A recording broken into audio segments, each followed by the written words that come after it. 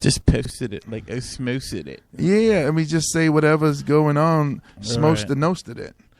John just came up in the club, and you know it is. I can't rhyme for nothing, and you know it is. I'm just gonna say everything and just end with you know this. And with Jesus wet. Yeah, bam, bam. Here we go. Huh? Yeah. Yeah. Guys with issues. Episode 75. We got issues. Yeah. Freestyle live. That's the main issue. We can't freestyle for nothing. But we're going to turn it up in the headset for you. And we're going to say something like, hey, come on. Yeah. Okay. Go. What? Right now? Right now. Wait for it. Hold. Okay, wait. Cease fire. 1, 2, 3. Go, James. Yeah, James in the house and I'm chilling like a villain. That's a hacky rhyme because everybody be talking about the ceiling. I be doing some crazy shit when I be parking my car because I got my handicap parking car. Yeah. So I be right in the front, you know what I'm saying, chilling.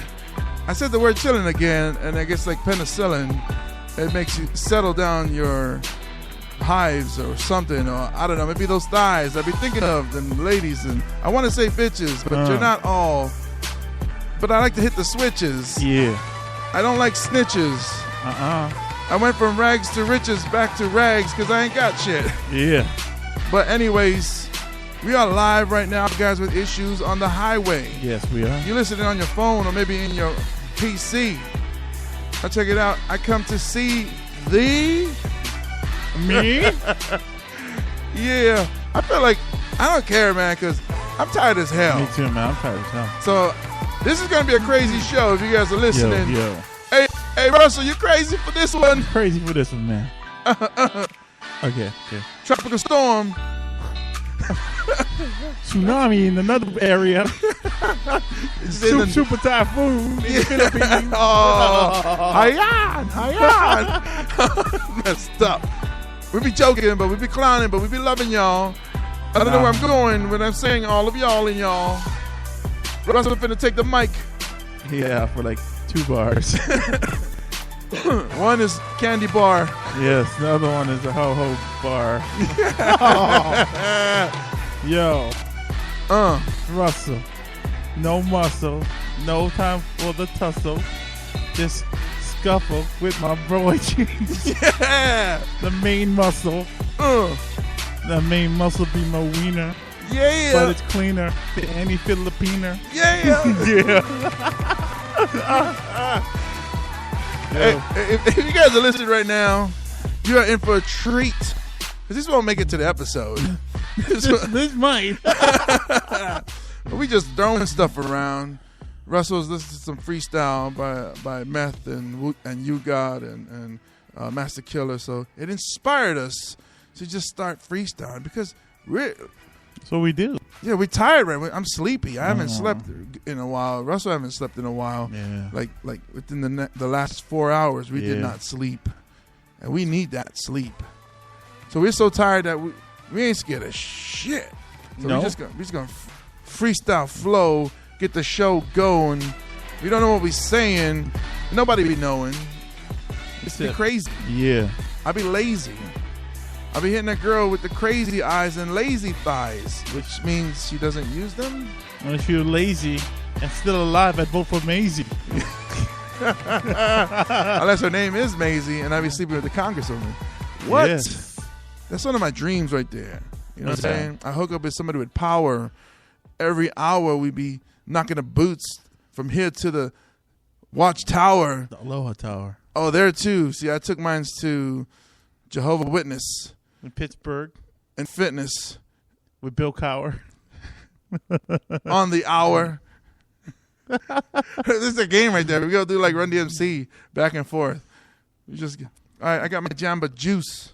I don't want to drink mine. What? I drank all mine. It was good. And a white gummy bear, man. This stuff is tasty. I was starting. Oh, go ahead. Yeah. Tasty and delicious. We'll wait for the beat to kick in because you know how we do. You know, I wish sometimes I talk like that. I think, I don't know, maybe, I don't think I used to talk like that when I used to go to, when I was up in Buffalo. You used to talk with the gangster slang? I use the N-word a lot, but not in a negative way. You know, What N-word? No gooder. It's very notorious. Yes. Yeah, this is so notorious of this. All right. So, but no, seriously though, I wish I talked. You know, like I can be. It sounds cool when you talk like that. Here we go. We started up. You know what I'm saying? I'm saying something just for you. 50 hit minutes you with some old school. 50 minutes of flavor, funk master flex, chilling with the guys with issues. You know what I'm saying? Busting it down to the West Coast, and showing love for everybody. Yeah. You know what I'm saying? Yo, here we go. Go James, man. Yo Russell, bring the lyrics, man. 50 minutes of flavor, funk master flex. So check it out, yo. We're chilling at the park. It's getting dark, man. I don't know what's looking for Michael Starks or what's his name? Iron Man. The guy who farts. Yeah. He does that at the park late in the dark. The guy who farts, his name is Mr. Starks or Iron Man or some Candy Man or some crazy motherfucker named Peter Pan. But anyways, he was chilling at the park in the dark and he was telling me this story about this girl that he hooked up with. I was like, what you doing, man?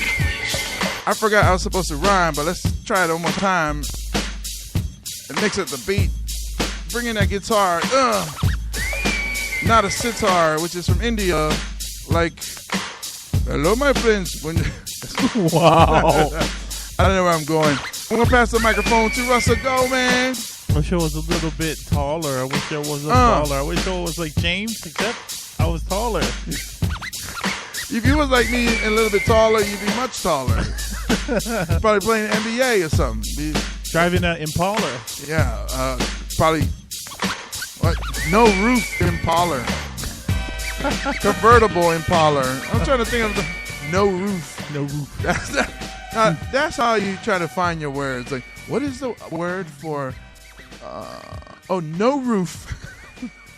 A no roof Impala.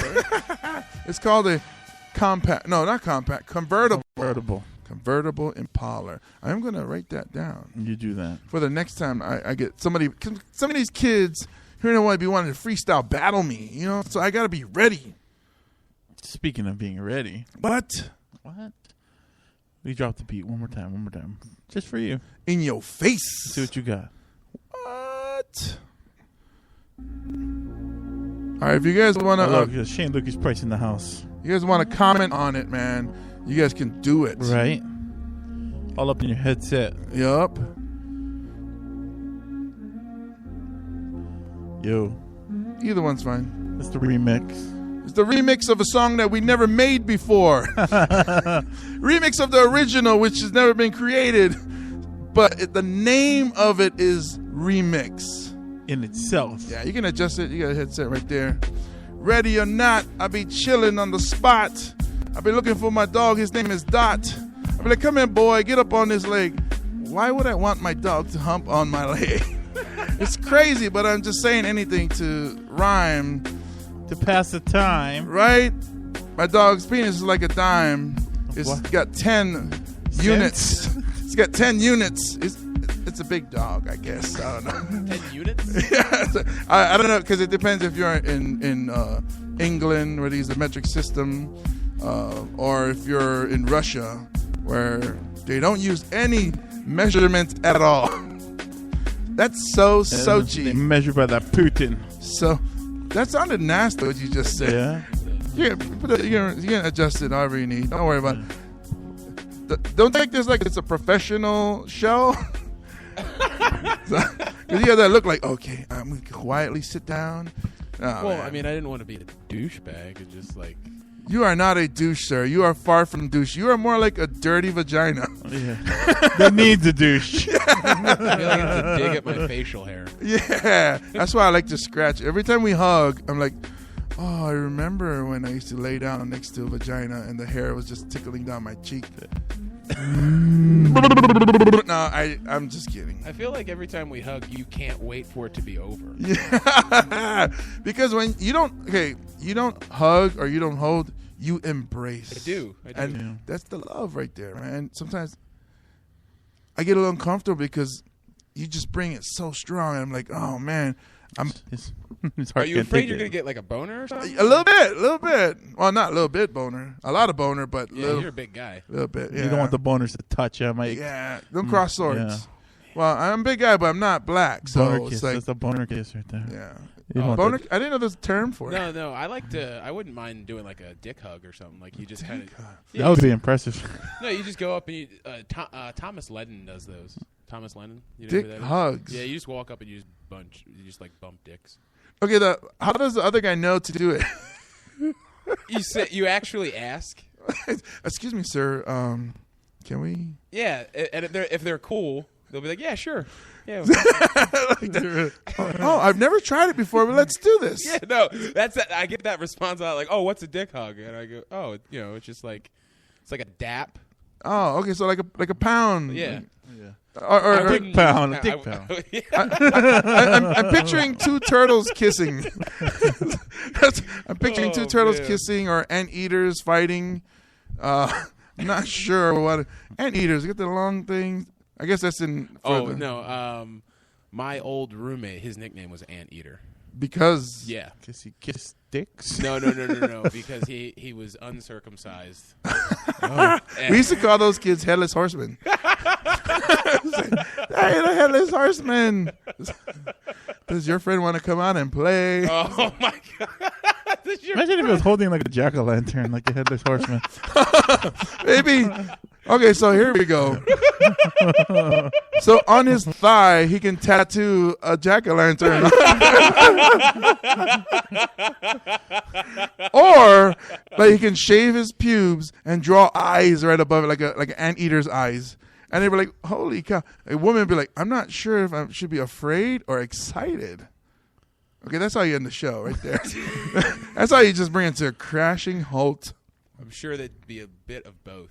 Yes. With a mixture of terrified. I have my notes out, and I didn't write anything on my notes. That is so unprofessional. Is unprofessional even a word? So basically, you open up a blank sheet of paper and staring at it right now. Yeah, you make a plane out of it or something. Not with a computer. It's. Oh, I'm Simone, and I can make a plane out of this. It'll fly. Oh, okay. For a little while. Yeah. It'll fly for a little I while. get your point. Yeah. I don't want to make you mad. Grrr. Sully smash. No. Solely I would never do that. All right, when you walked into the studio, we were actually messing around. We were bored, so we just started freestyling. Oh, okay. Yeah, It sounded like fun. We're not good at it, so I don't know if you freestyle or No. Okay. I tried once, and my friends were like, "Yeah, let's never do that again." I was just about to ask you if we can just go ahead and just start flowing. Just I always try to start with like chain link fence because I feel like that should be in a rhyme. that seems like a tough one, man. It is. That's all those syllables. I always go with time. Oh yeah. I think of dime and rhyme yeah, and yeah, sign and I don't Yeah. know why. I would always go to like my friends are dropping dimes, and then I'd say, "But I'm not ratting," and then I don't know why. It's so bad. Sounds very situational. What's up, man? Situation. How you doing, man? Very situational. It just sounds wicked white. This is the pre-show. This is the pre-show. We're waiting for Chad. Uncle? Your uncle? That sounds like a lie.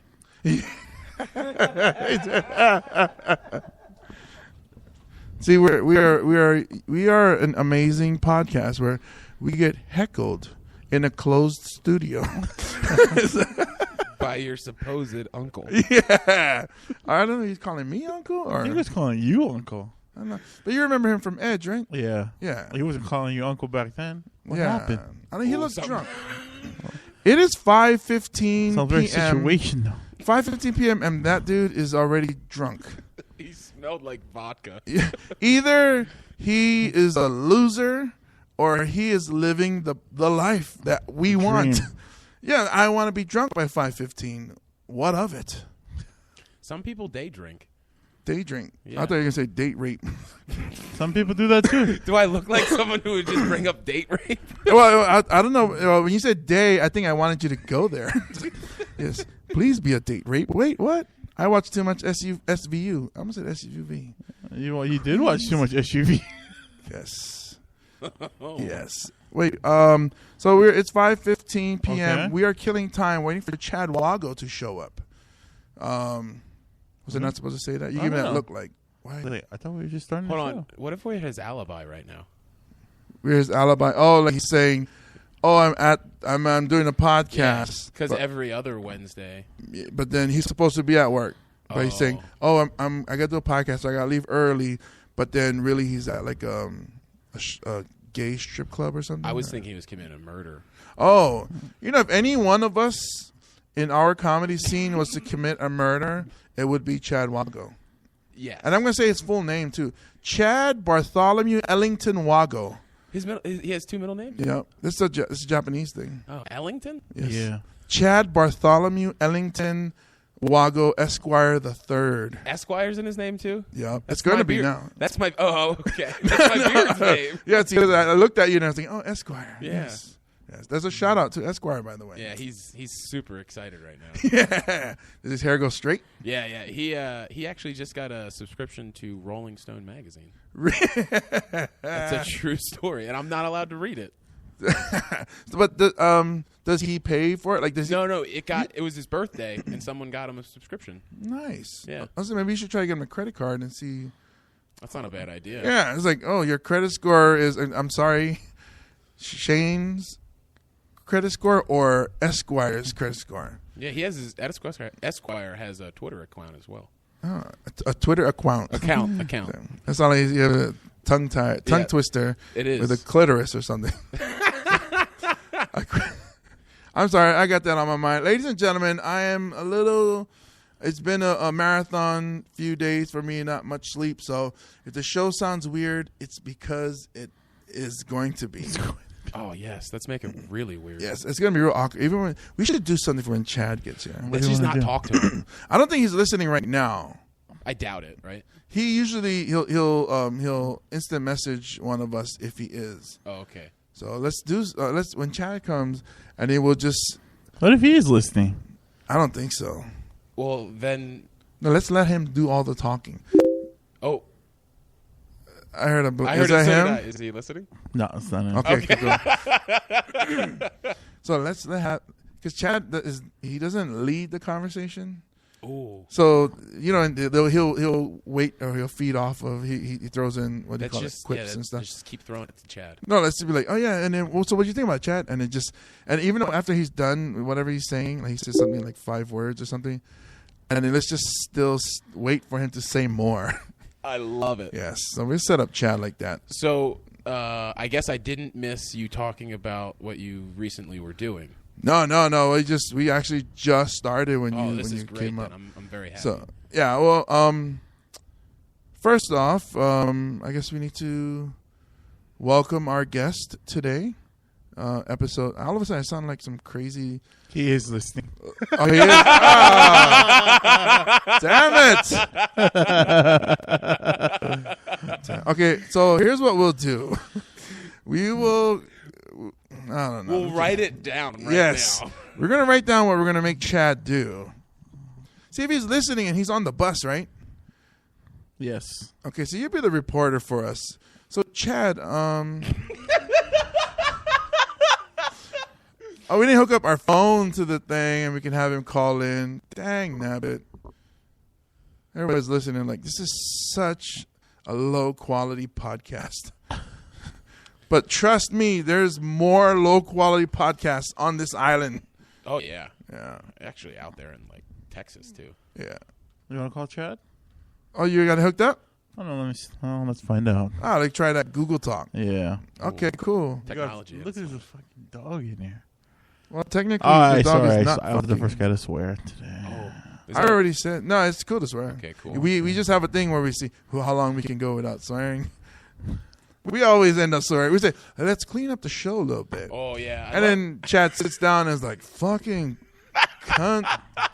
I had to clear my throat like a sweaty cunt. I was like, Chad, what the hell, man? Jeez. All of it. See, it's Man, there now. It's out there. Yeah. I said the C word, so everything Why is did you say the C word after you said it?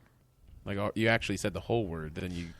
to explain to people what the C word is, I Oh, guess. okay. So he was like, cunt, what's cunt? Oh, it's the C. Yeah. Okay. Is that like what you do on the fourth down? I said, oh. Stupid. That was horrible. You deserve better, Shane. Well, you're tired though. Oh, never mind. I don't know his number. Oh, you want his number? Maybe we should put it out there. Yes. Chad. If you don't want to do it, I totally will. Nah.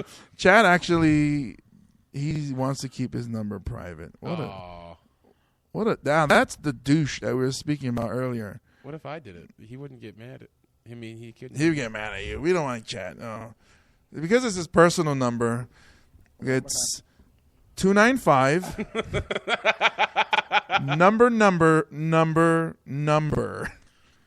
There's a 4 in there, I think. Yeah, there is one. In the area code. Because Chad has a Nebraska area code. Oh, yeah, that's right. He does. Yeah, that's where, because he was in, what do you call that? Witness protection program. He was in the Yakuza. Oh. Chad was in the Yakuza. He does look older than he is. He does. He look at him, he's like, dude, and in the way he talks. Really? It's listed as Guys with Issues Hotline? Yay! Hi, Chad. Hello, Chad. Also, cunt. Huh? Did you just say the C word? Cunt. Why would you say that, Chad? See that? He just comes in and just First blows word out of the it. gates. Yeah. Are you on the He bus? said that's what happens as soon as I show up. That's the first thing I say. Oh, Chad is like a robot. It's like, hey, Chad, can you say we might be recording to better serve you or something? Say something robots say. Did you just Come with bust me it? if you want to live. That's something robots say. That's a cyborg, bro. That's the weakest robot I've ever heard in the 80s, dude. So, come on. Do some RoboCop shit. Oh. I don't remember anything that RoboCop says. Hey, are you on the bus? I am on the bus. I am about to get off, however. Damn no, it. you're about to get off on the I can't bus? hear you guys at all. And when you get off the bus, yell something from Breaking Bad, like, Jesse, let's cook. Or, peace out, bitches. You should say magnets, bitch. Yeah, say magnets, What? bitch. Magnets. Yeah, magnets, bitch. Yell that. Magnets, bitch. How do they work? Did everybody look at you? Did everybody look at you? As I was getting off the bus, yeah, they kind of edged away from me. Oh, man, you might have had, like, the love of your life on that bus. And now it's ruined. Now it's done. Imagine that. Well, I wanted to make sure that I could hear you guys. Wait, imagine that if Chad, like just say a month from now, he has a big show. Like, he's the man. And then that woman on the bus was there, and she's like, man, I love him, but he just did the craziest thing on the bus and said, magnets, bitch. And her middle name is Magnets. And it just, like, ruined it. I don't know where I'm going with this story. I'm not going to lie. That was well thought out, but just the fact of a middle name being Magnets makes it untrue and not plausible. Hey, how far are you away, Chad? Rather far. I jumped off on King Street. Oh. Oh, he's still in town. You got another bus to catch then.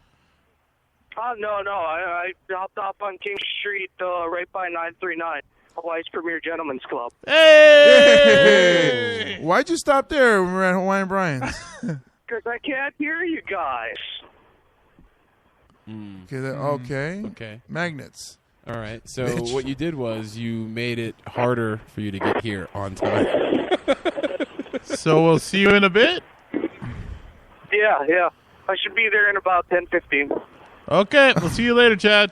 Don't listen anymore because I'm going to talk shit about you. Bye. Bye, Chad. That seems like what he did was counterproductive. We need you in here. Like, I'm going to get off because I can't hear them. And then I'm going to run 500 miles and get there very, very, very late. Oh, man. He's going to get here. We're going to be like, all right, that's a good show. See, that's why we pushed the show back. It was like, oh, let's move it back later because we want more Chad. We want more Chad. We need Chad. Yes. I hope he's sweaty and maybe has a cut or two. He does wear that jacket. He's like a like a pleather jacket or yeah. members only jacket or something. So he probably will be pretty funky when he gets it, unless he was lying to us and he's like right outside, and he's like, You want a sweaty dick hug? Is that what it is? Sweaty. I wouldn't mind one. I wonder if it would like a sweaty dick hug. Like, it would just slip off because it's sweaty.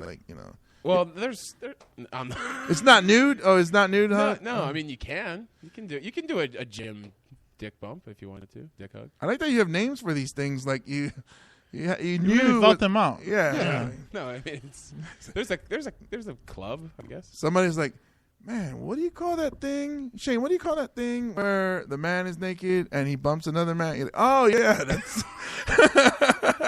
Oh, thanks, Shane.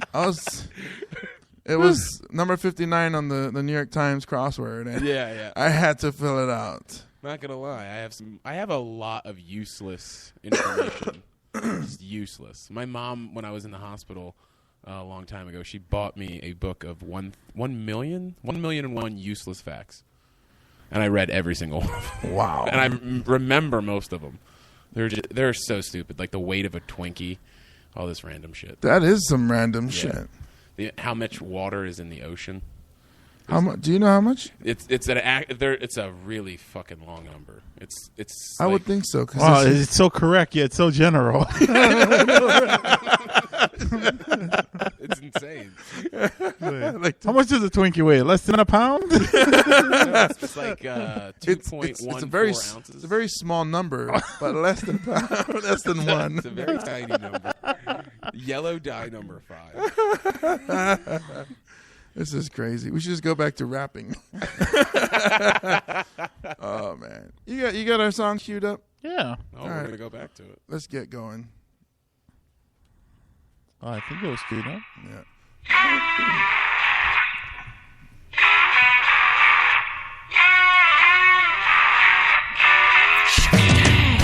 Podcasting live from the studio at Hawaiian Brian's, it's the Guys with Issues, starring James Monte, Russell Gaylor, and Chad Wago.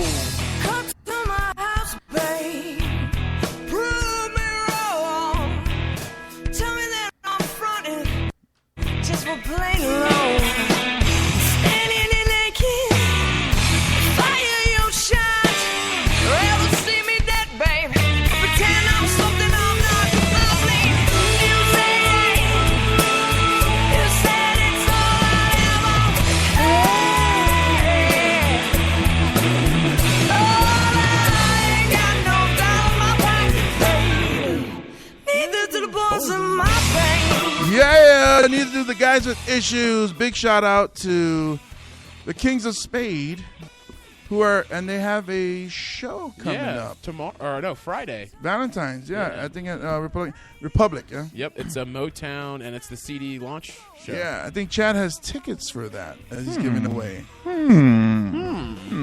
Interesting how Chad got off the bus at 939. I don't think he's coming. I think he's gonna watch. He's gonna look at some tits. Tonight at 939, Charmaine Starr is there. Wow. I think if he's going to 939, Yeah, he's like, coming. Oops. Yeah, he's Oh, coming. he's coming. That was so good. So filthy. Shame on you. Shame. We have our in-house guest. We are in our guest. We will be Yeah, that gets me really excited. cock bumping, Yes. close optional, in our guest, because it's gonna be a sandwich. It's gonna be the bread is very fat on the sandwich. The meat. This is like a beef Wellington. It's like a pot pie. Beef, very Wellington. In-house guest. My mind. I apologize. My mind is all over the place. But we have in studio, In the house. in the house, In a garage. a real live person, Mr. Shane Lucas Price. Oh, thanks for having me, man. Who also, by the way, won the. We've been meaning to have him, but he's been busy. He won the Guys with Issues stand-up video comedy contest. Yes, he did. That was And fun. he was featured on the Guys with Issues showcase in January, starring Graham Elwood. He opened the show, and I will be honest with you, my friend. You set the tempo of that night. Yes, you did. Oh, thank you. Your energy just everybody's there drinking, and we held for as long as we could because there was no waitress. Yeah. So everybody's getting kind of antsy, and all of a sudden, when the crowd gets antsy, that's when the talking starts, and then you can hear the level of the talking get louder and louder. Then when you come on, it's like, bam! Yeah. I'm in your face, and everybody, oh, it's showtime. And everybody after you did great, and I always say it's because of the open. I think the last time I remember seeing that was when Khalil Naiga started off, I think, our first showcase, and everybody else succeeded after because that first person kicked everybody in the face, in a good way. Yeah, it was such a fun set, and it was I've opened for big names before, but that's the first time that one actually came up and said something to me after. Oh, they enjoyed? Yeah, and Graham came up. He was like, "Damn, that bus joke is just brilliant." And I was like, thank you. Like I was honestly like, wow, because I opened for Cat Williams and he didn't even look at me. Well, to be honest, I wasn't there, but I heard Cat didn't really look at anybody. He was a dick. Yeah. Well, you said that. Shane looked like that. No, I did. Yeah. No, but that's what I heard. Like he came in, he showed up just before his time to go on and disappeared right immediately after. Yeah, and he was wearing a little straw hat and had a briefcase. Oh, where? It was so fun. He looked like Inspector Gadget. It was great. Inspector Gadget as the inch-high pimp private eye. Oh, yeah. Can anybody here do a Cat Williams impersonation? Nobody want to attempt? I like how you say, can anybody? As in, like, there's a whole bunch of people in this room. No, the hundreds that come to our The one live shows. that's coming to my mind is this shit right here, but I mean, that's cliche. This shit now. right here. Oh yeah, It's cliche yeah. now, right? I am a boy, Damon. All right, so that happened in January, and you were at the inaugural San Diego Comedy Fest. Yeah, that was a ton of fun. Wow. Hey, you were invited and you performed, and it's got to make sense. I mean, did you see a lot of names? Yeah, it was interesting. I didn't even know this when I entered or when I was accepted that the people that were competing, every single one of them has been professional for 5 years. Oh, really? Every single person in there. Wow. And there were in my group there was just about everybody had been on TV. Oh, wow. And it was just like, good Lord. This is a stacked group. And two of the people that Nick Cobb and Leanne Tucker, they were in my bracket, and they actually placed third and fourth. And I mean, it was a stacked wow. Unbelievable. And Paul Ogata was the judge in my round. Oh, really? Yeah, so it was a really nice Hawaii thing, and he came up to me. He was like, he gave me a really interesting tip. He told me to reverse my set because he was like, your energy at the end would be actually better at the beginning. And I was like, oh, really? He was like, yeah. He was like, because it tells you more about who you are as a person. Oh. And he was like, if you did that, he was like, man. He's like, you'd have him in the palm of your hand immediately. Yeah, that makes a ton of sense because I was taught where when you get up, you introduce yourself. Not just, hi, I'm James Money. It's a little bit about myself. Yeah. Because then the people get to know you and they start to relate to you, and then you can. So like even when I do my set, I'll start up. I'm big, and that's the obvious thing, and the struggles I go through. So everybody's, oh, okay, I go through the same thing, and all of a sudden they start relating. Then I start talking about how my dog wants to hump my leg, or my daughter swears or whatever, and then they buy it because they're already on board. Yeah. So that makes a lot of sense. And actually, I got to use his information literally 2 days later when I performed again, and I felt a change in how I was on stage. I felt that I was able to command better. It was just a noticeable difference, and I felt better and even more comfortable on stage. It was ridiculous. That's awesome when you can talk to somebody who's been in the game that long, seasoned, and tours all over the place, and then you get their advice and you're like, oh, okay, because they see it. They like I probably would have never thought of that. Yes, because I always thought, well, I shouldn't go because those two jokes that I'm talking about are incredibly high energy. I'm very loud because it's a power lifter impersonation. Oh, right, and a Whole Foods rant. Mitchell. Yeah, I love that. I love the commitment in that joke. that joke is so much fun. And the fact that you don't even need a microphone. No, And a giant room at Hawaiian Brian's, everybody could still hear you yelling, Mitchell! I did that joke at the Blaisdell, and I dropped the mic like I always do, and they could still hear me. Nice. And I was like, really? I probably should have had it up a little. And they're like, no, you were great. And I was like, oh, okay, well. I guess my voice carries. That's the Blaisdell concert or the Blaisdell arena?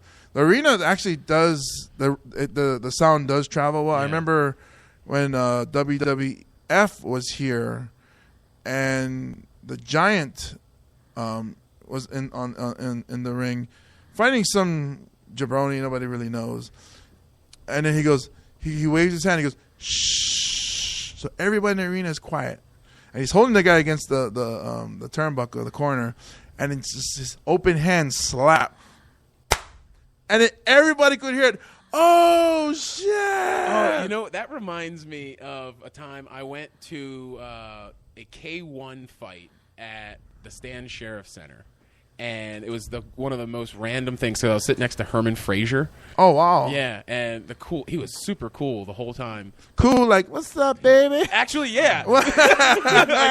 Yo, baby, what's up? He was so cool. But there was this fighter. He's the former AD at UH. And super cool guy. And there was a bunch of UH football players in front of us. And this guy came out. He was, no joke, Chad's height. And oh, that's huge. yeah, huge. And he was he leg kicked his way to the finals. And you could hear the leg kicks outside. There was a guy he knocked out by leg kicks. Like, just The guy quit. He was literally, he just started waving his hand. no more leg kicks. No more leg kicks. And you could see, I was probably 15, 20 rows back, and I could see how red the guy's lit from mid-thigh to his ankle. Holy cow. It was insane. Was it Roberto Duran? Isn't that a boxer? Yeah, that's the dude. Oh, no that was mas. No mas. Oh, yeah. All right, well, I forget who it was. sorry to cut you off here. Welcome to episode 75. Milestone. Now that we have everybody in the studio. Yep. My name is James Money. As always, I am with Russell K. Aloha. What's up, bitches? Yeah, it's about time he came out. And we have supposed comedian Chad Wago. Hey, what's up, everybody? There he is. He made it. And then once again, our esteemed guest. Are better. we in him?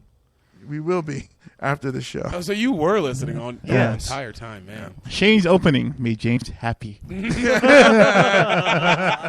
Mr. Shane Lucas Price once again. And Esquire. And yes, and Esquire is here too. What's going on is we have Shane in studio tonight at Hawaiian Brian's at 7:30. All of you people and Russell's bitches, you need to come down to Hawaiian Brian's 7:30. The show is going to start. Shane's group, the Awkward Science Boys, will be here. And they're taking over Mars Comedy Club. Awk. It's Shane. Shane Lucas Price, Pepper, the misunderstood evil genius, Nico Nakea, and Johnny Sparkles, our forefather of the guys with issues. Awk? Yeah, that's our, I don't know what exactly, I guess it's like a rap. I like it though. It's like it's when you guys introduce it, you can hear in the background Oak. Yeah, it's ridiculous, but fun. But memorable. Like you guys. yeah, we're all insanely. We actually had one of our camera guys quit today. Really? Yeah, no joke. I've had enough of this. Yeah, he I've had enough of your awk bullshit. He Chad's said swinging. the direct quote is he wants to be more creative. That is so Hollywood sounding. Yeah, and I was like, okay, Joe Hollywood. So creative differences. Yeah, creative. Very yeah, Hollywood. yeah, That's yeah. very Hollywood. It was incredible. I'm just glad that he didn't go all Christian Bale on you guys. Actually, he did bail. Oh man, that's one of the best rants ever. McG. No. Oh, Okay, so once again tonight, Hawaiian Brian's since Chad is no longer listening to the show, the other listener of the show, we will be here. Come on down. It's going to be a fantastic show. It's a fantastic lineup. It's going to be crazy but funny at the same time. And that's kind of crazy you want. In a fantastic place. Space. Yes. They got some like new drinks over there. Yeah, the bartender came up to me and said, "Oh, I got some new bourbon for you." And I said, "I love you." And there's like a picture of a naked women on the wall hugging each other. It's always good. Oh, I didn't even notice that. Let's take a 5-minute break. All right. I got to go to the bathroom. I'll be right back. I need to take a picture of something. Mm-hmm. But anyways, yeah, I mentioned earlier, Chad, Kings of Spade is having a thing on the 14th. Yes, the Motown Valentine's Day show. Kings of Spade are going to be playing. It's their CD release party. We here at Guys with Issues, because we love them so much, they do our theme song, are actually going to be doing a giveaway on our fan page. So make sure that you like us on Facebook. Do it. Yeah, do that. Like, no. Did you say McNow? Like, no. Oh. That's gonna be a fun show. Jesse's gonna be in the Motown group playing guitar. Mm-hmm. Really? Yeah. It's gonna be a lot of fun. It's going to be Tito. Is that the one who played the guitar in Jackson 5? What? Did Tito really do anything? I thought he was always just there. Yeah, I don't think he. I think he was just dressed really nice all the time. He was the happy. Was he like the backup dancer? He was like, "Oh, I'm so glad that I'm included." He was Uncle Tom of the group, or He's a token black guy. I'll just smile and tap.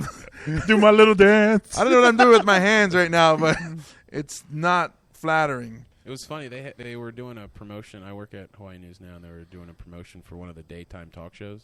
Tito Jackson? Yeah, because they're gonna have the Jackson 5 on TV. And I was like, well, that's just not possible. Yeah. Are they digging up Michael? Yeah, that's what I got really excited. I'm like, wow. Then you remembered. Yeah, and I'm like, oh, I can't. Wait. Maybe it's a hologram. Oh, dude. Like Holopock. Oh, man. Yeah, Oh, wow. Unless they don't mean the original Jackson 5, but they plug in one of the untalented kids. Oh, man. Or the guy that's playing him on Broadway. That would be even Oh, better. yeah, the impersonator dude. Yeah. Mm-hmm. It's so tough. Yeah, we've been bringing Michael. You dig? The Jackson 5 without Michael. It's Wow. just, it's not. It's just the Jacksons, I think. The Jackson 4. Yeah, I mean, Not a happy. yeah. See how Replacement. we lost it there. We just were like, yeah, it's not. So once again, we were on the Comedy Film Nerds podcast, and you had a big impact on the show. You were the master controller, Yeah, I was. and also thank you so much, Shane, who helped us get a lot of promotions onto. Oh, no problem. Sorry if I say the Yeah, channel, go ahead, Hawaii go News ahead. Now. Yeah. The reason I love going down there. Oh, I know why. The women, all the women. I don't know if I can say that, but I will. I will say, oh, go ahead. I would love to, and even Steve Uehara is a good-looking dude. I would cock bump that dude, Yeah, no, I try every day. and I would linger. Yeah. Oh, I would. Yeah, I get you. I would try to get into his foreskin. No, I think that's more than cock bumping. I think at that point you're scissoring him. Yeah. But it's worth it, right? It's worth it if something you want to do. well, the only problem is he's a Raider fan. Wait, what are you talking about? Oh, you know what we're talking about. But no, yeah, the women, not just the women that work in front of the camera, the women in the back too. When you go in the back, and you're like, oh my goodness, look how they are beautiful. Smart people work there that are hiring people. Yes, I thought you were going to say smart people are beautiful people too. I thought you were going to clean it up with the shit I was talking about. But yes, But the traffic girl, I think, is the one that you really like. yeah. She's very beautiful. Yeah, I actually made an ass of myself the day I met her because I had heard that because I don't really listen all the time at work, so a whole bunch of people. That sounds like everybody at their job. Yeah. I don't really listen at work. There's a bunch of people auditioning, and one of the people auditioning was former Miss Hawaii. I thought it was her, and so I walk up to her and I'm like, oh wow, did you like kill it in the bikini portion? Wow, that's how you open up a conversation. And she was like, what are you talking about? I'm like, Miss Hawaii. I was like, and she was like, "Oh no, that's not me." And I was like, "Oh." I was like, "My name's Shane. I work in Master Control. Nice to meet you." Yeah, it was great. She's beautiful, and even the weather girl. Oh yeah, what's her Are we name? allowed to say these people's names? Yeah, Jen Robbins. Yeah. Jen Robbins. I remember the one time I went, I took a picture with her, and the way Instagram works is you gotta have everything fit in a square box. So I couldn't get both of our faces in the same box because she's so short and I'm so tall. So that started my new thing where I'm taking pictures of people. It'll be just their face and my chest. Oh, that's hilarious. Yeah. So I have one with I can't think of her name. That'd make a good Tumblr. The traffic girl. Rachel Picaro. Rachel Picaro, yeah. I have the same picture with her. So maybe I'll get, the next time I go, I'll get Grace Lee. Oh, she's even shorter than both of those two. I'll take a picture with Sunrise, the dog, the dog At your ankle? at my ankle, and then just like that. Like, oh, it's me and Lurch. And That dog has bit my Achilles one too many times. I'll be honest. Yeah, it just comes up out of nowhere. That's very specific. Not his leg. Yeah, no, because doesn't he have his own? it's a she. She. Yeah. Oh. I think. What a bitch. I think I might be wrong on that, but I Or don't know. it's. It's an adorable dog. It Let's is. Just be honest. But if it keeps biting in the ankle like that, that I- deserves a little kicking. Yeah. Maybe like when mommy's not looking, it's like, oh. Yeah, I mean, because if it shits on the floor, people get yelled at. Really? Yeah, there was somebody that goes, "Who shit on the floor?" It's like, why? Stephanie Lum. It's like, it was like, wait, why would you even ask other humans if they shit on the floor at work in the middle of the work area? Like the news manager would walk around, "Did you shit on the floor?" And my immediate response, "Are you serious?" And he goes, "Yes." And I go, "Well, I don't know." And so I followed him to the shit. The shit was this big. Real little. Real little. And I go, "Does it look like I'm going to make..." I make way more shit than that. It's like, that was just the beginning part. I made the rest in the bathroom. but Full circle on the story, though, about 4 hours later, I get called up to the general manager's office saying that I'm too happy. And I'm going to have to calm that down. too happy. Well, I guess the news does have to be like miserable, bad news. Yeah, they literally said that I am too happy, and I got to bring my energy down. And God damn it, shit on the floor. I was like, I didn't shit on the floor. Happy people always shitting on the floor in the middle of the newsroom. Holy shit. It was great. Did they do anything? Well, they can't do anything to her because she's anchor, right? No, I mean, what they it was funny because she was like, "Don't feed my dog anything exotic or out of nowhere," and I was like, out of nowhere. "What is out of nowhere?" Like, So I make sure no ninjas feed her dog. I didn't know how to respond. I was like, "Okay, like I'll just stop feeding her meth." And Is that really exotic? Because it's made in the USA. Yeah. the blue stuff has made it to Hawaii, though. Has it? Yeah. Science, bitch. Yeah, there was. I guess somebody. It was on the news, and the guy goes, "You guys shouldn't take TV so seriously." But he's on TV trying to be serious. That's cool that because you work at the Yeah, I work at the newsroom news that you get to get all the information right away. Like Yeah. I try to. Oh yeah, no, you know what? Oh man, sorry to cut you off, but oh man, I actually had one of the coolest. I was at work the night Bin Laden died. Oh, really? The So night you he was knew killed. I before knew- they even put it I out? knew an hour and a half before everyone, and they were like, no, like phones were taken away. Like it was Wow. insane. And I was like, whoa, this is crazy. And we have a CBS BAS system where it just sends alerts. Mm-hmm. And usually it's just timings and it tells you when there's going to be commercials. One came through and it said, "We got that motherfucker Bin Laden." Really? Yeah. And it was, I wish that I had been working there longer because my buddy Dave, who is a fellow master control operator, was like, "I'm keeping this." I was like, "Yeah." And he didn't let me make a copy or anything. I Wow. was like, "Damn it, that's amazing." It's the coolest thing ever. And we went into the newsroom, and it was really cool because it was like that energy that you walk out and you're like, man, we've all wanted this for so long. And everyone was just like, did you hear it? I'm like, yeah. Everybody knows them. USA. Yeah, it was USA. super cool. Like people that don't normally get along were just getting along. We had one of the best newscasts ever. It was just great. You were kissing the dog? It was awesome. Let's shit on the floor, baby. I shit right next to you. That was just the single coolest moment to be at work. Wow. It's like, yes. We need more of those kinds of days at work. Oh, yeah. I wish every day was that good. We need to kill another person. Kill one person every day. Yeah. It sucks when you're at the station when tsunamis are coming because you're not allowed to leave. Oh, really? You just got to work. Oh, right. But isn't your station in the tsunami zone? Yep. Well, so you're going to die. It's catch-22. We got to stay on air until we're knocked off air. Like By a tsunami. That's every protocol. Like You get one of those bosses that are like those coaches that just keep yelling at you. You can stay in there. You stick it out. Price, I need 110%. No, like people come in like, hey, I know it's going to be scary, but I need you to hang in there. You go on the roof like Lieutenant Dan. I was on the roof the last time. I was Really? I was the guy on the roof, like spotting because you can see the ocean go back, and so binocular, nothing.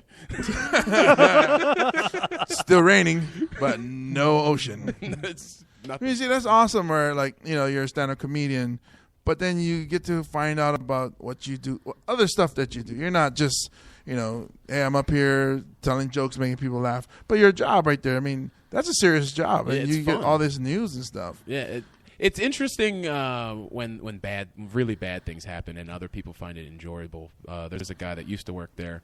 Any time that there was a person that died in a fire, he would have a picture of it and keep it.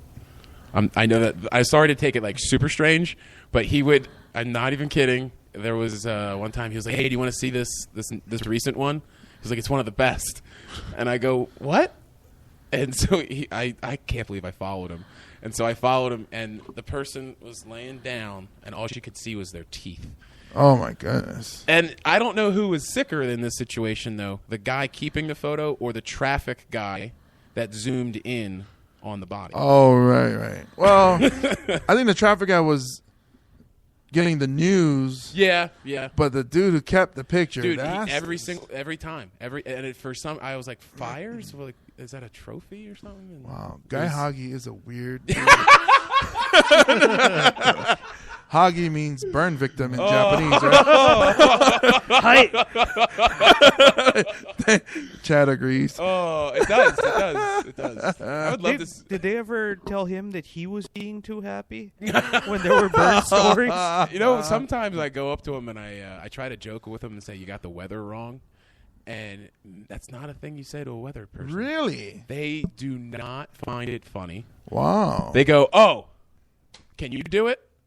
And I'm like, I'm pretty sure I can look at a computer and say, it might rain. Yeah. All you have to say is chances of rain and 72, partly cloudy. Just say you're good at 72. Hey, you're really good at being generally right. We are getting to know Shane Lucas Price. One of the other things that people may or may not know about me is I love vinyl records. I remember you were on the Live Mike Show podcast briefly, and I remember you would play vinyl. Yeah. And I seen you come out to clubs or to comedy shows actually holding records. Yeah, sometimes I go and before I go to shows because there's last year there was only a certain it was a Friday. It was Black Friday, and there's only one day for Black Friday Record Store Day. And you go in there and you got to buy them, or if you don't buy them that day, they take them off the shelf, and they're never sold again. Until the next Black Friday? Nope, they're never sold. If they don't sell then, they go back to the distributor, and they're destroyed. Really? Wow. Yep, and that's the same for Record Store Day that happens in April. I'm very excited. There's some really cool stuff that's coming out.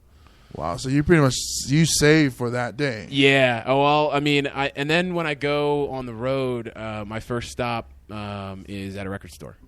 Every single place I go.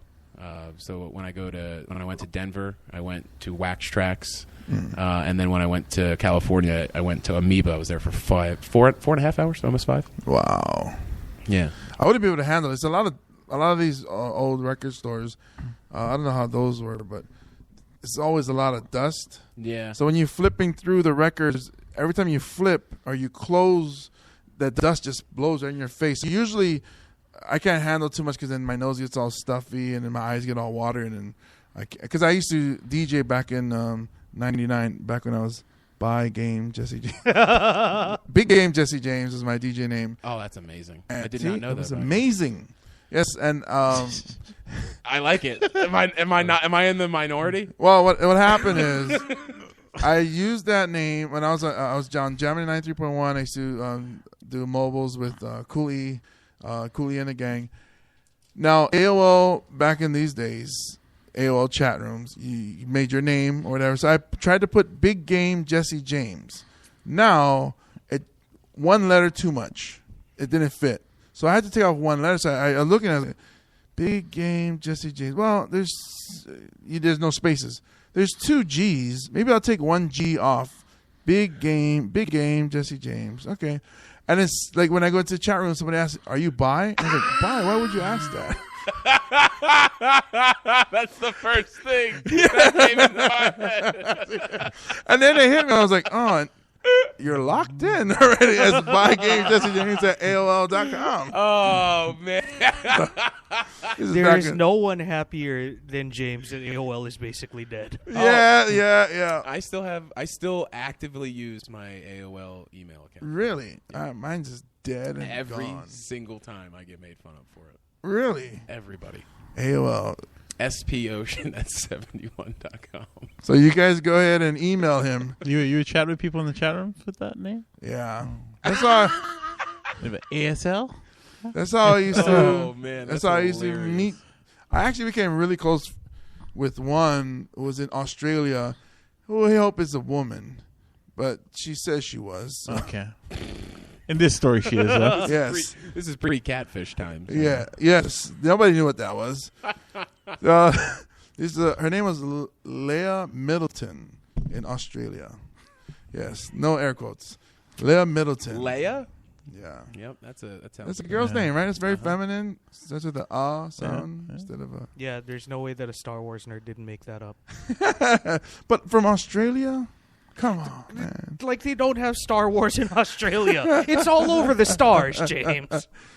Yeah, it's called Star Wars. Whatever, man. You guys suck. You've dug yourself into a shitty hole. I did. Let's dig yourself out of the shitty holes. So we got to talk about what's coming up. It's Valentine's Day is coming up. I want to give a quick shout out to Fernando the Love Machine, who's going to have a show here at the studio in Hawaiian Brian's Friday the 14th. Yeah, on Valentine's Day. He's doing a variety show. He's going to be playing music with his trombone, with his bandmates, Pimp Bot. Happy you cleaned that up. Yeah. He put the bone in trombone. I bet he does. Which is better than the guy who put the trum in trombone. Mm-hmm. Well, at least he didn't put the cum in it. Yeah, man, maybe he should. No, he's respectful. I bet he pulls out. Well, he's got 2 kids. He failed twice.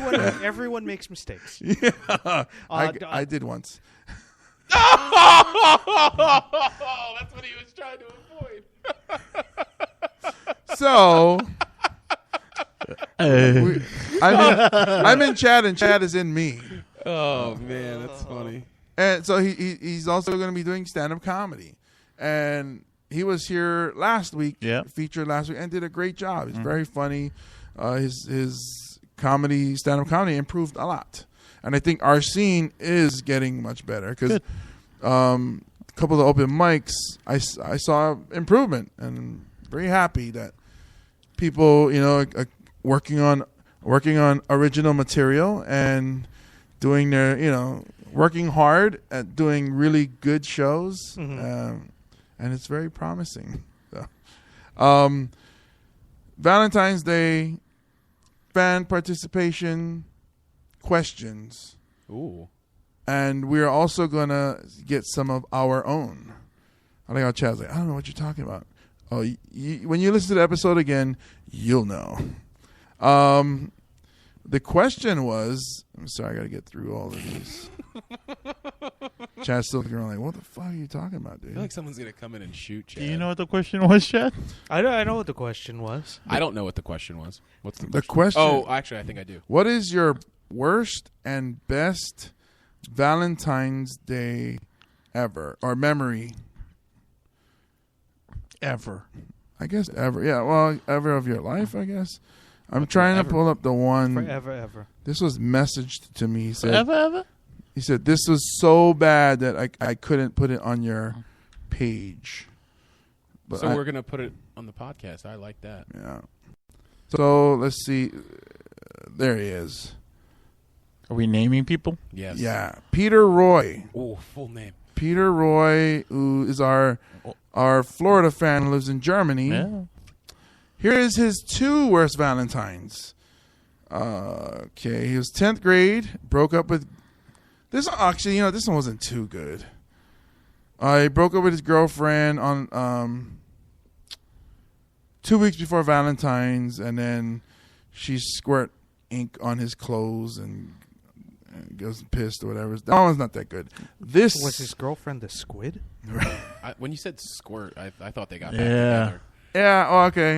Yeah. With a squirt gun, not of a JJ. Does he? And not does a he- squid. Does he go into specifics there?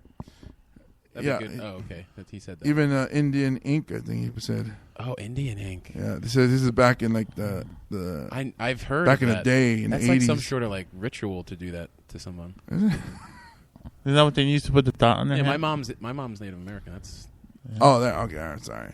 So he put that as his worst, and then Wait, he I thought Indian ink came from came from India. Punjabi Indian. Yeah. Is that? What? well. Well, when he then said we're- Native American, I was like, okay, all right.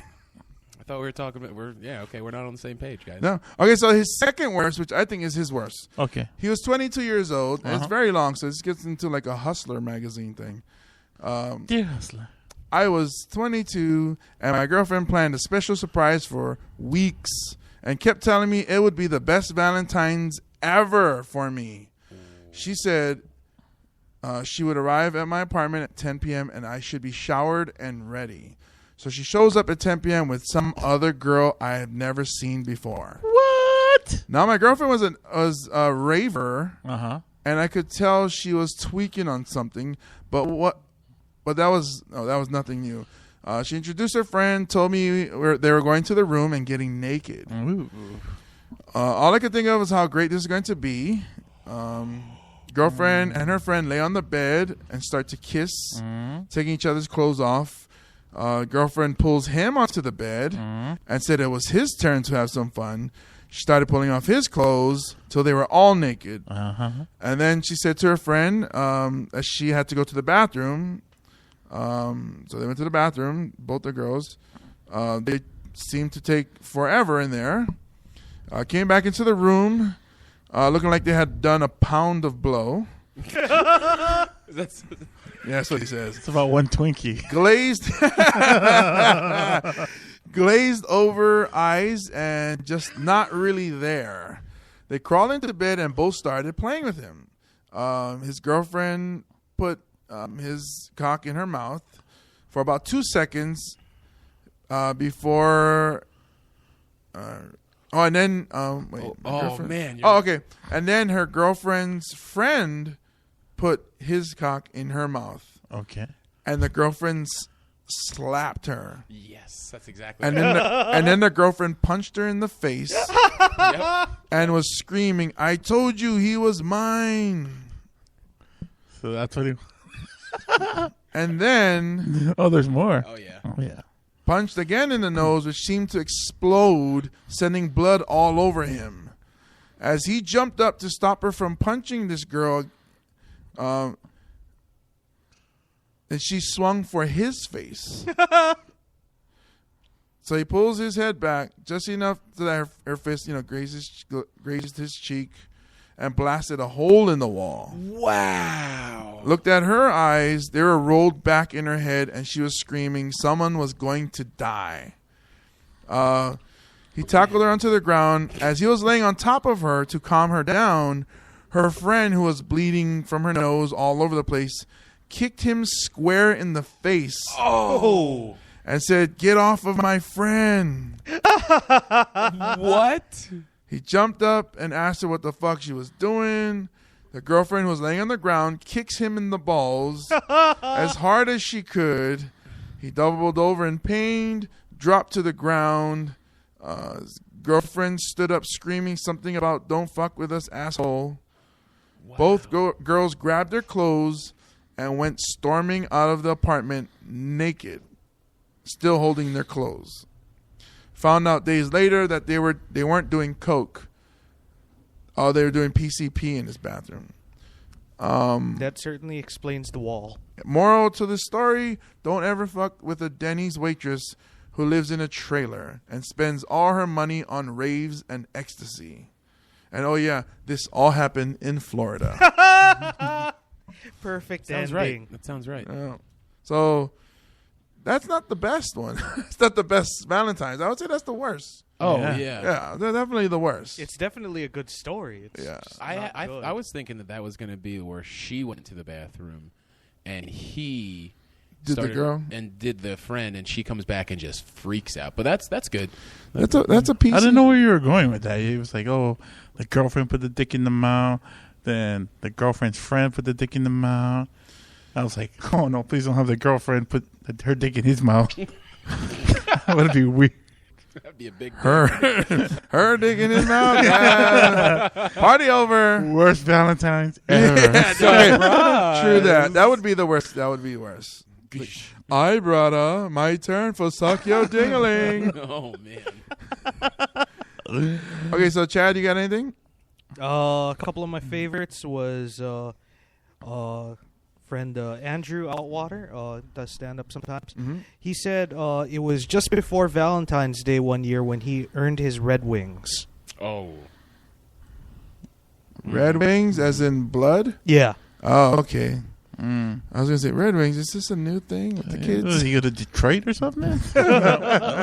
What happened? He didn't give me any details.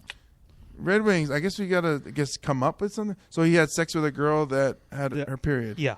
Is that what it is, or? Yeah. Oh, okay. All right. Well, I mean, it's not. How's that?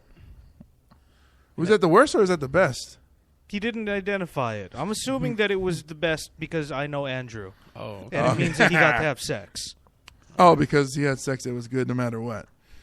That's the way I took that story. So if it was a man, it's like, well, my friend had sex. He had sex, so touche, Andrew. Sex is sex, man. Yeah. And you know, Some people are like that.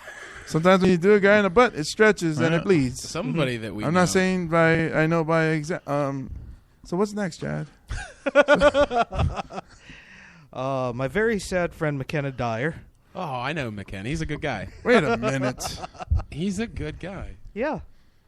And very sad. Let me prepare myself for the misery that is about to be bestowed upon me. Is this a long one? No, it's not very long. It was 2 years ago. Wait, let us guess. Mm-hmm. He got caught masturbating by his dad. And that would be the worst. 2 years ago, this was probably Jennifer Lawrence probably got snubbed at something. What's your guess, Russell?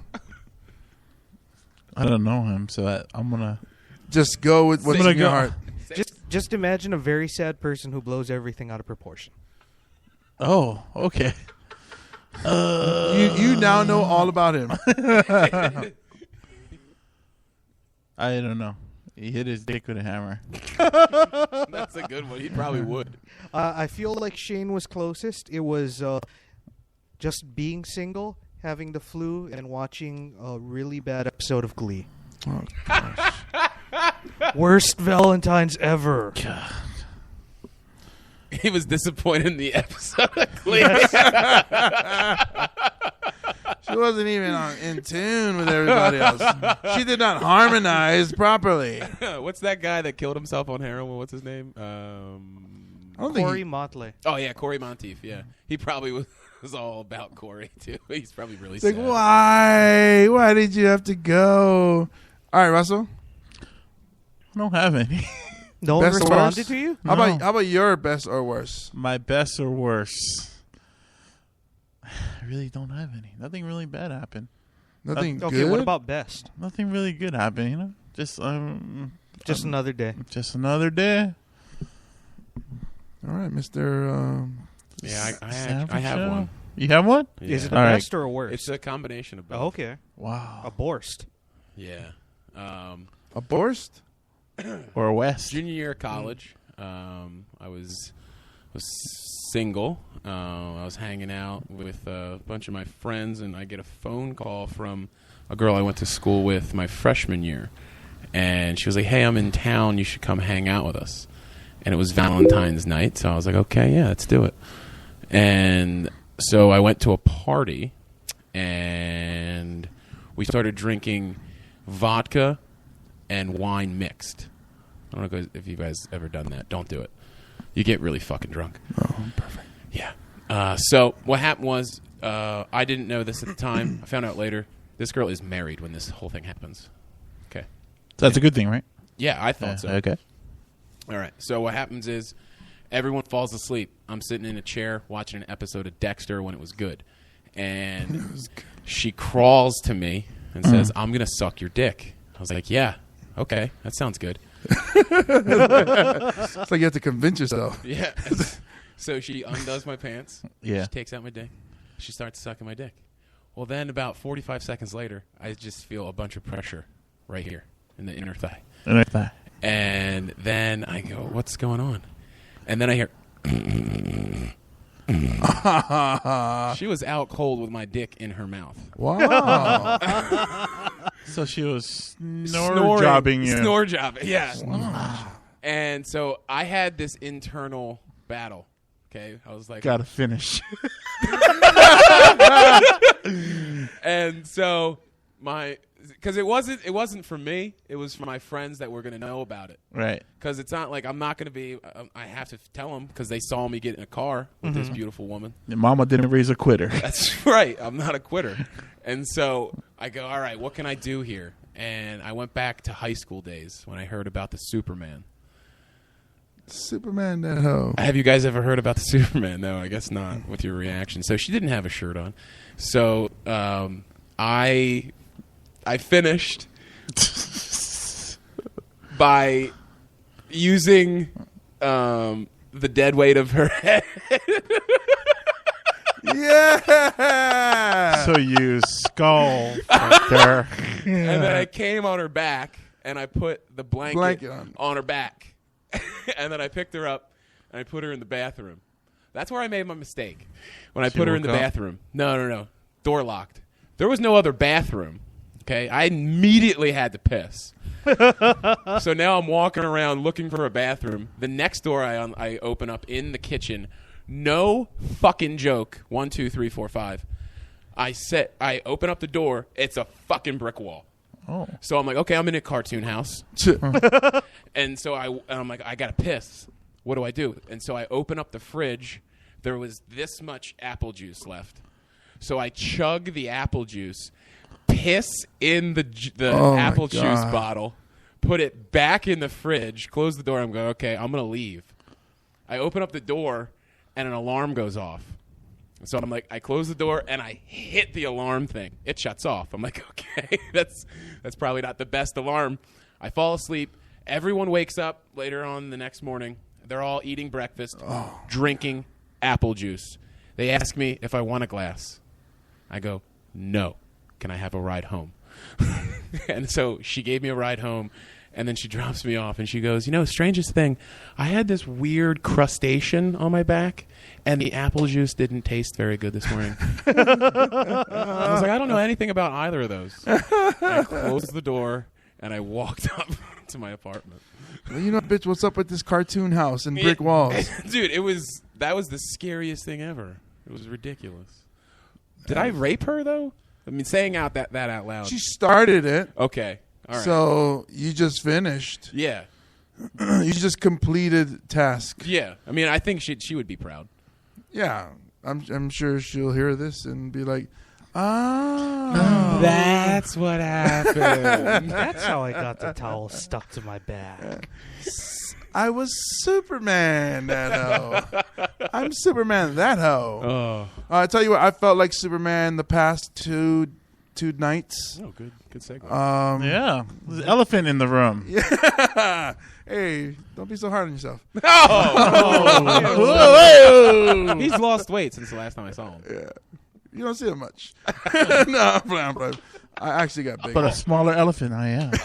He got really upset. He told me I lost weight. Don't take it away. I'm keeping that one. All right, Here. so I was on Maui the past 2 days. I was blessed. I got to open for David Chappelle. Who? Dave Chappelle. I know him better as Dave Chappelle. Yeah. Yeah. Well, I know his name actually is David. One of his jokes, he says David. So yeah, he's Dave Chappelle. But one of the jokes on whether he dresses up as a garbage truck driver, takes girls out on dates, and he goes, and then he takes off his mask when he show up at the date and say, you a garbage truck driver? Get out of here. Ain't no trash need to be picked up here. Then I take off my mask and, ha bitch, and she goes, oh my goodness, David Chappelle. So that's his joke. Then that's why I like calling him David Chappelle. Plus, I don't mean to be that guy, No, but go ahead. Be that for guy. the next few days or weeks, I don't know how long it's going to take, I am going to be that guy. Because I, James Money, am friends with Dave Chappelle. David Chappelle? David Bartholomew Ellington Chappelle. We have the same middle names. Yes. That's fucking cool. Yeah. It really, like, it wasn't like, all right, so just real quick. It wasn't like I worked for the, because that's how I was taking it. What happened was 3:00 in the afternoon. I'm about to write my essay for my class, my composition class, and I get a phone call, and it's the owner of Live Nation Comedy, and he's like, "Hey, there's a 5:00 flight. Can you get on it?" And it's 3:00, so I'm like, "Yes, yeah, of course." I don't have nothing packed. Clothes is being washed. I have no real clean clothes, so I was like, "Oh yeah, sure, I'll be there." My parents, they helped me out, raced me to the airport, got on. I was taking it as like it's work. This is business. Right. So this is not your show. Just show up, shut your mouth, sit in your corner. When it's time to perform, you go do whatever time they tell you to do. You better be funny. Then get out of here. So they pay for my plane. They pay for my car rental, hotel. And then I get there, and they actually gave me the nice dressing room of the Maui Arts and Cultural Center, Castle Theater. So I was like, wow, this is cool. And there's a couch. It's got, I don't need that much space. And Dave has the other room that I guess is easier to receive people, or guests, or whatever. But he wasn't there. There was food. It was cool. I was just sitting there all nervous. Like, then the pressure started to build up. Actually, as soon as I got off the plane, let me go back. As soon as I got off the plane, it hit me that, holy shit, this is going to happen. Oh, the gut started bubbling. I had to run straight to the bathroom. And now normal people would puke, but I'm going to blame gravity. So mine comes out the other way, the bottom way. You butt puked. Yes, for about 30 minutes in the airport. It's like, oh my goodness, I got to get to the show. I clean myself out, I get there, and it hit me like the pressure, because it's not like if I do a show at Hawaiian Brian's, I don't do that well, so what? I can do another next week. But this is the show. So that selfie that I took, picture I took, that I was really feeling that. Like, oh my goodness, this is your moment of truth. Either you're gonna hit it or you're not. You're gonna strike out. And Dave shows up. He walks through. Everybody's scrambling. He's here. And I'm like, oh shit, it's serious. So I'm just peeking out of my room and my dressing room, and he just walks by, and it's like, oh my goodness. it's David Chappelle. I was so nervous. And he never talks to me, never says anything. The road manager comes up. All right, can you do 25? I was like, oh, yeah, sure, I'll do 25. I go up, I do my 25, and I killed. I did a good job. The reason I know I killed because the crowd, I got like a bunch of applaud breaks. Right. The manager came up to me, shook my hand. You killed it, dude. And so I was like, oh, awesome. But really, I wanted Dave to see it. But he was in his room. I don't know. I know he can hear it because it's in the theaters. They have the speaker that you can hear everything. Then I walk past his room and I see he has a TV and it's the stage. I was like, oh, wow, maybe he saw me. All my adrenaline, I go into my room, I sit in there, and it's like, wow, it happened. I'm all sweaty. Dave goes up, he destroys. And then I come out and watch like the last 5 minutes of his show. And then, he comes by and he goes, she grabs my hand and he goes, fucking spectacular. And I was like, holy shit, David Chappelle is talking to me. Then he goes, come on in, and into his room. And then he was like, come here, have a seat. You want something to drink? We got champagne, we got beer, we got wine. I was like, I'll have whatever you're having. He goes, oh, okay. And he pours me a glass of champagne, and we're sitting there. Then he talks shop with me. Like, I was like, holy cow. And he was talking about back in his D.C. days, his New York days, when he was in high school. He was friends with like Wanda Sykes and everybody, and yeah. And it was just, it was like outer body experience. I was there, but I wasn't really, I couldn't do much. It's like, oh my goodness. So when we have people that show up, they're hanging out, they start drinking and partying, whatever. They want to go out to another bar. So we leave, and I'm still like, I'm third wheel or sixth wheel, whatever. So I'll just kick back and lay in the cut, whatever. And then the road manager goes, his name is Cena. He goes, hey James, follow us to this bar. He said, all right, okay. So I jump in my car, and then Dave's looking at me. He goes, and he gets out of his. I got my car started and everything. He jumps out, comes around the front, and jumps into my car. And he sits down. He goes, I roll with you. This way, the guarantee won't leave you behind. And I was like, holy shit. And it was like he was super nice. Like Ohana. Yeah, it was like when we seen him at the Blaisdell here in Honolulu. It was don't touch, don't talk, don't take pictures, don't ask for autographs. Just So that's the way I was taking it. But he came and jumped in, and so we're going and he's just like talking like we was boys or something. And I asked him, Russell's question was, why didn't he like Half Baked? That's the only thing that popped into my head. I asked him, why didn't you like Half Baked? He said, it could have been a lot better. I learned how to make movies from that movie, but I think it could have been better. So we're driving down. He's talking about how much he loves it there.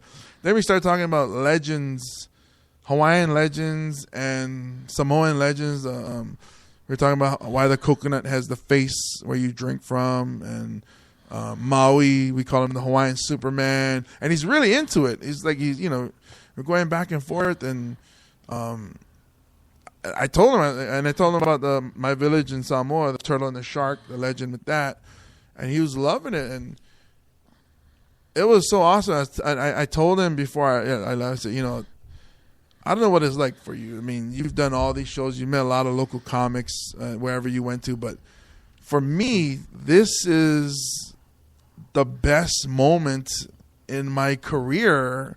Other than my kid being born, this is the best moment of my life.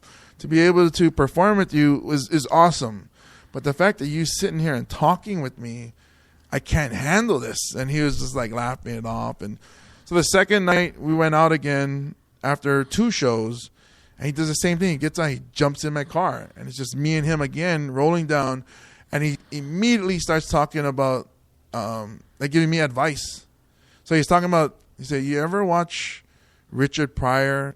He said, I watch that shit all the time, and I can break it down like a DVD movie commentary thing.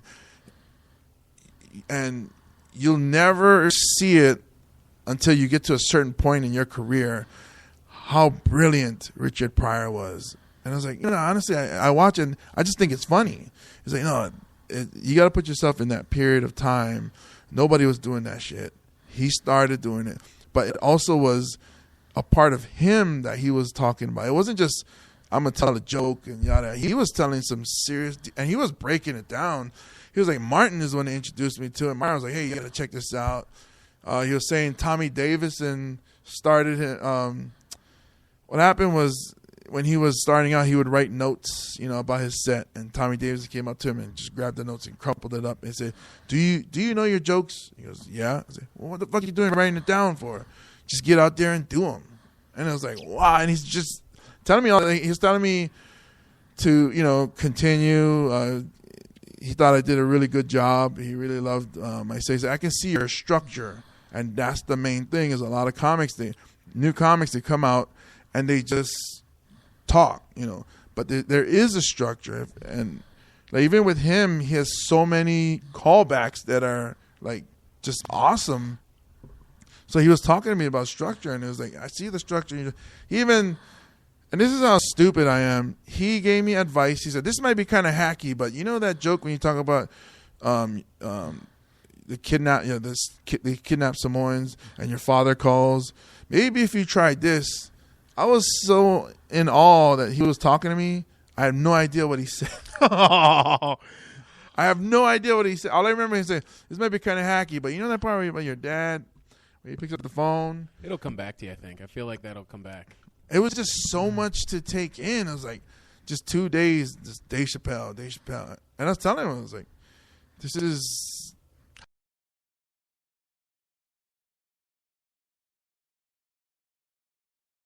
She's so funny because he starts off just talking so much shit about Tongans. And me as a Samoan, nothing against Tongans, but I think it's pretty funny.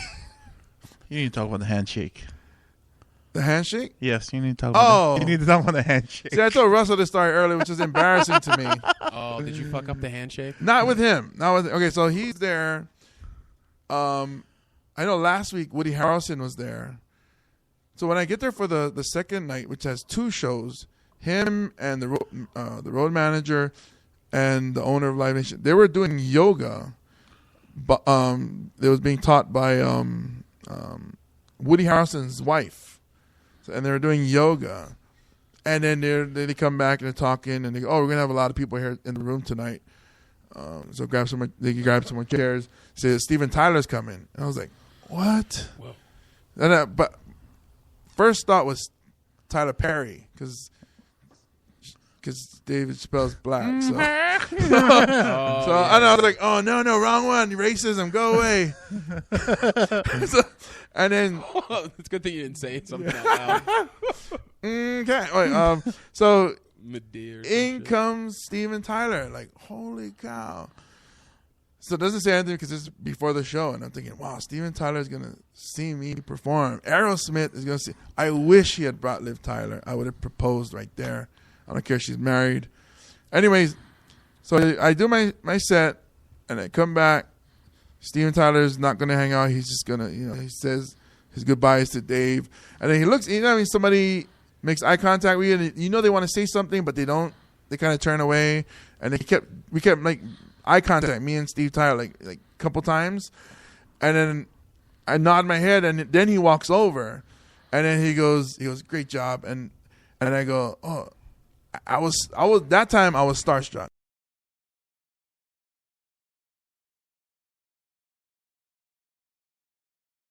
I was like, and he was like, oh yeah, good job. I was like, holy cow.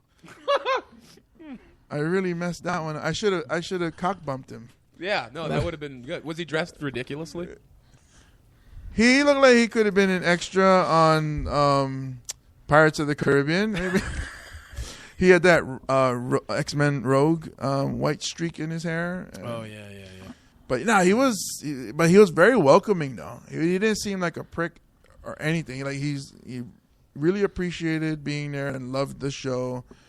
And I was like, wow, I'm in a dressing room with Dave Chappelle and Steven Tyler. Sounds like you got a couple new jokes too. Yeah, I think tonight, that's tonight's show when I host, I'm going to be talking about some of the stuff that went on. And I'm actually wearing the T-shirt that I wear for all, because like I said, I didn't have that many clothes. Yeah. I wore this shirt 3 times for all 3 shows. So it has David Chappelle is a chain smoker. And because he's the star, he's smoking away inside the back and he's walking around with a cigarette like nothing. So my shirt has so much cigarette just stuck into it. It's crazy. I'm going to give you a hug just to let you know. And linger. Yes. You would lick your shirt. Chappelle Show. Chappelle Show. Did you didn't do any like fan shit by saying it? No. Yet. And he hated that. Yeah, I bet. He, like, the crowd, there was 3 shows. 1 on Monday, 2 on Tuesday. The first one on Tuesday, the crowd was heckling. But they didn't know, when audiences, they don't know they're heckling, but just by talking or whatever, heckling. that's heckling. Yeah. They don't get it. So they were like, yeah, we love you, Dave. Yeah, Rick James, So and he kept telling us, like, this irritating as shit.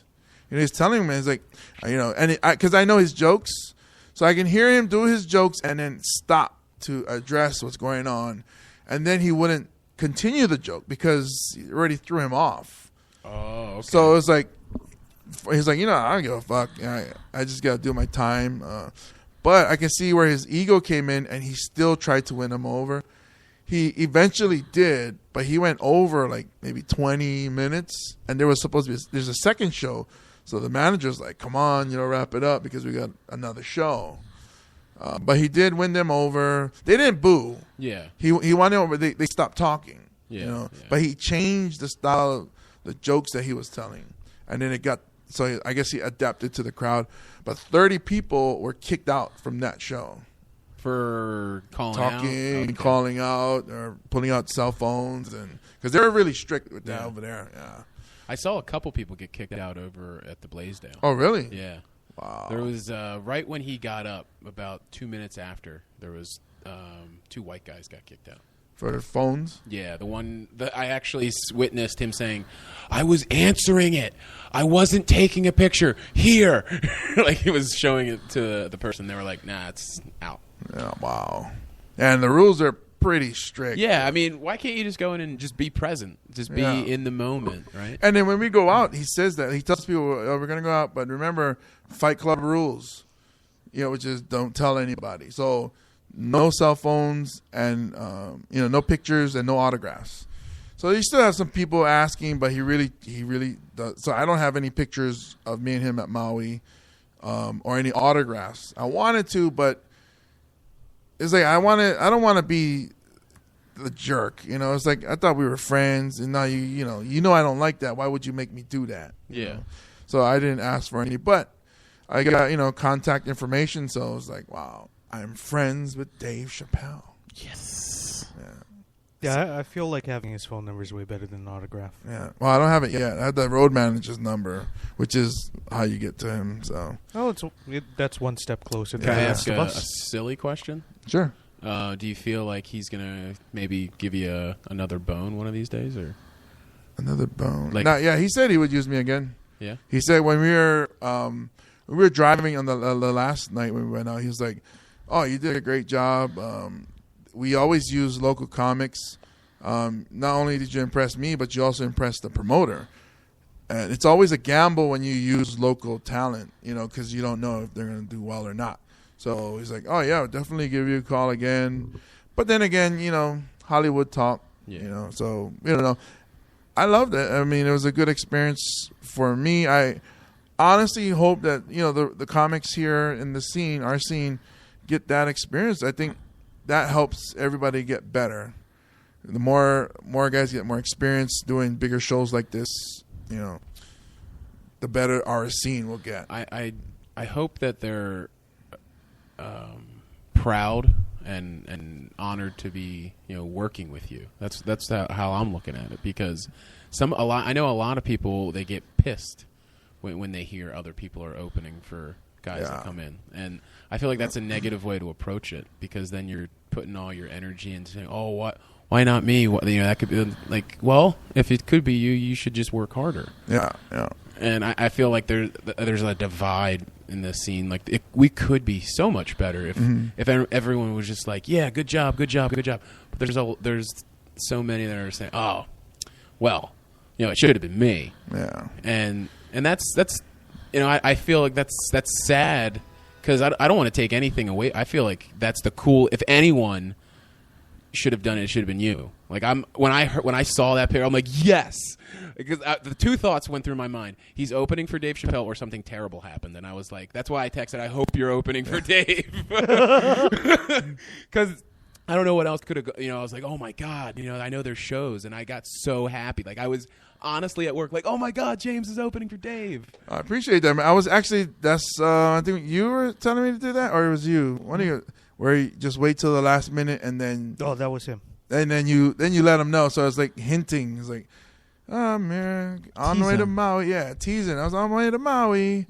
And actually took a picture of the plane, which was Hawaiian Airlines. And then they followed me. So I was like, oh, cool. That's cool. Yeah, maybe they can sponsor some of our stuff and we can fly, I wouldn't mind taking a show, like us guys, and doing a show on Kauai. Or on the plane. Or on the plane. Fly with issues. Fly with issues. They're doing that now. They're doing comedy on planes. Yeah, on international, Virgin, right? Yeah, on international flights. I heard. Fly guys with issues. I heard it's not going well either.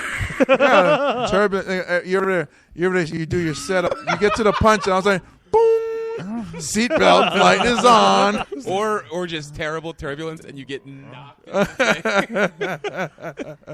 I have one other question. When you walked in and saw them doing yoga, did you want to start laughing? I didn't get to see them. Oh, because when I got there, one of the stage guys told me, so, they're in the meeting room doing yoga. I was like, oh, okay.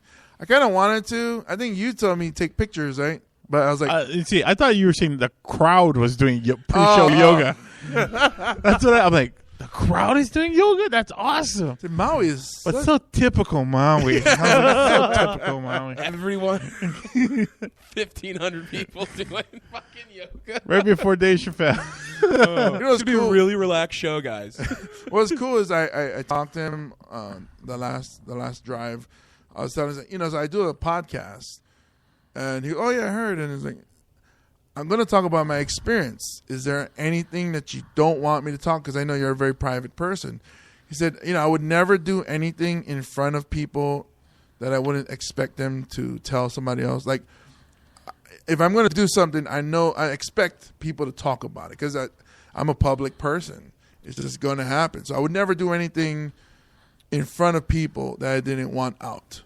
I didn't do anything bad. I'm hanging out, partying, telling jokes. And I was like, oh, no, I just know you're a private person, so this is the best time of my life, and I'm going to let everybody know. Fucking James Monte talking about me on the show. I'm friends with what's Dave the story? Chappelle. What's the crazy, what's the most wild he got while he was hanging out? It's funny. He is a fan of music. And he was talking about, I was telling him, I was like, when you started putting rappers at the end of Chappelle's show, it was awesome. He said, how that started, right? I was like, I don't. Story time. Yeah, so he goes, oh, Mos Def, we're driving. Every time Mos gets in the car, that's what he does. The dude is just a lyricist. He put on the beat and he started going, and I was like, this should be on film. And then when it started, that one scene with him and Mos Def. High as fuck, right? Yeah, but that's when it started. So I was like, that's how that got started. As soon as the show is done, he comes, he gets as much food as he can. He says, before they come in, that's all the fans or the VIP guests or whatever, and they come and ask a question, shake hands, sponsors or whatever. So he eats, and then he breaks out his iPhone. He gets his Bluetooth speaker, puts it on and he just plays music. So him and DJ Trauma just going back and forth listening to music, and they never listen to the whole song. So I was like, oh, this one, whatever, and then, okay, this one, and it just goes on, and that's what they do. Then they go look for a club that will let him, DJ Trauma, play, DJ. Oh, that's awesome. So that's what they do. And the two places we went to, one was sometimes it's a gay bar, but they allowed Trauma to DJ. So we went in there, had drinks. Dave just stood by the DJ booth, danced a little bit every now and then when his song came on, and he said he's a fan of hip hop, and we were talking about.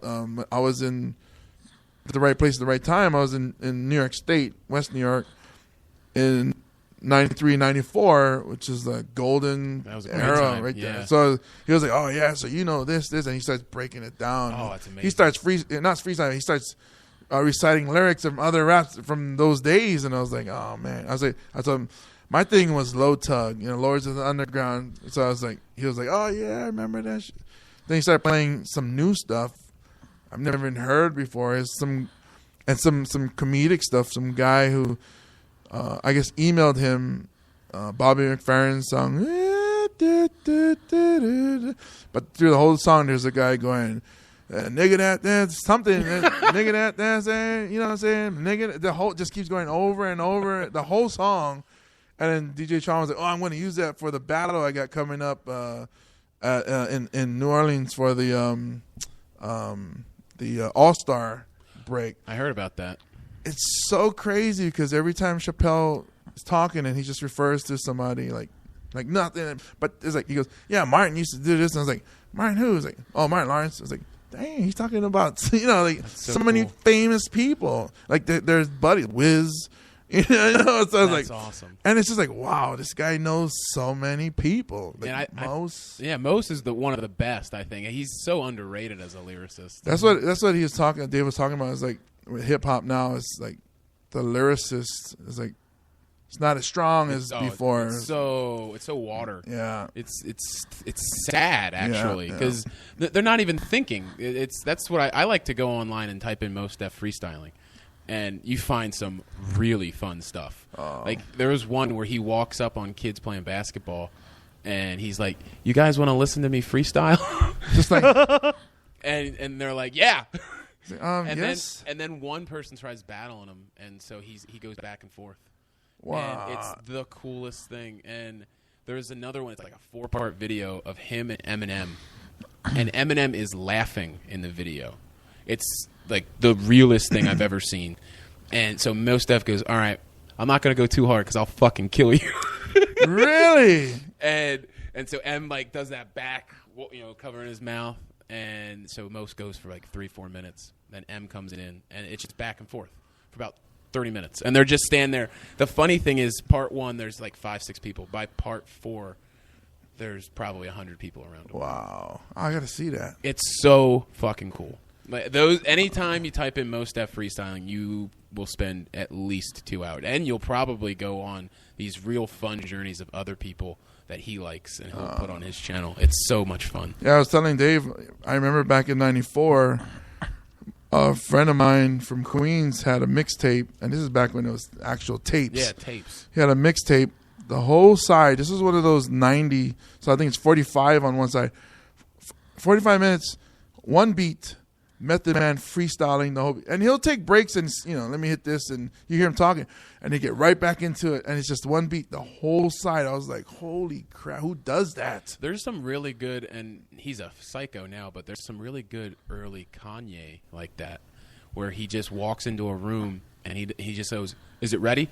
And then he just goes. Really? Yeah, and it's honestly really good on strong lyrics. Kanye, but his Bound is garbage. Oh no, this is 10, 15 years ago. Oh, And pre-Kardashian. Yeah, it's so, and he comes in, and there's some video of it too, and it's fucking good. Wow. So when I was in college, I would actually listen to it to get amped for finals. Really? Yeah, and I don't even like the guy. Wow. Yeah. But He got a Brad reputation. yeah, the mixtape, man, I love that stuff. It's Yeah. a dying and almost dead art. Yeah.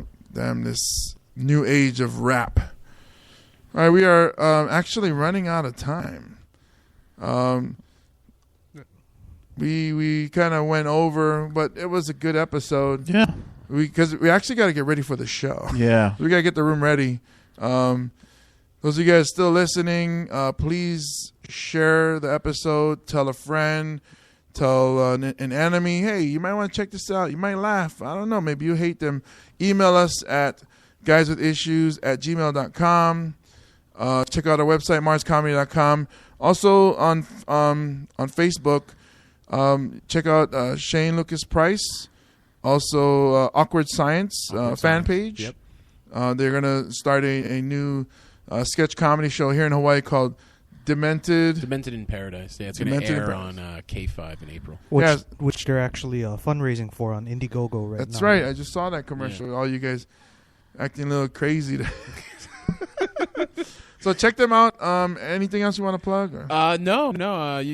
Just anybody that's still listening or anyone that's going to future listen, just tell, if you guys just tell one friend, and then those people tell one friend, and that's spreading the word, and that gives these guys more listeners. These guys are amazing. They work very hard for this product. If you guys just tell one friend, that's all they ask for. Somebody can, if everybody just told Rachel Picaro, I'd be happy with that. Thank you guys for listening to episode 75, milestone episode. My name is James Mane. As always, I'm with Russell Kealoha. Goodbye, bitches. Big shout out to our guest, in-house, in-guest studio. Is this where the dick pumping starts? Yes. Oh, it's going to happen. Oh, good. Yeah. Shane Lucas Price, thank you, my man. Thank you. Thanks for having me. And always our supposed Colombian drug lord, Chad Santiago. Thanks for listening to the podcast. God bless you and good night. Tell me that I'm fronting just for playing alone.